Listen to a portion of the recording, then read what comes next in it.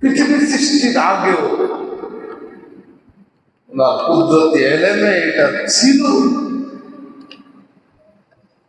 যে দুনিয়া একদিন আধারে ছেড়ে যাবে, নিকট কালো গোমরাহির অন্ধকারে সবাই দিক বিদিক করতে থাকবে।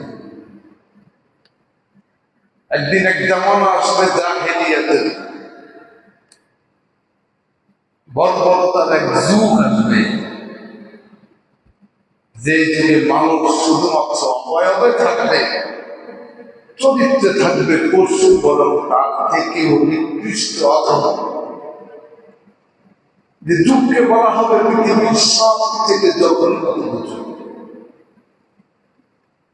যে যুগ ইতিহাসের পাতায় সব থেকে কলঙ্কিত এবং মনুষ্যের অধঃপতনের সব থেকে ভয়ঙ্কর যুগ হিসেবে লিপিবদ্ধ হবে। এমন এক যুগে আমি প্রেরণ করব আমারই মনোনীত, আমার যাচাই বাছাইকৃত, আমার সব থেকে প্রিয়, দুনিয়াবাসীর জন্য সম্পূর্ণ রহমতের প্যাকেজ দিয়ে আমি তাকে পাঠাবো। সে হল মুহাম্মদুর রাসূলুল্লাহ সাল্লাল্লাহু আলাইহি ওয়াসাল্লাম।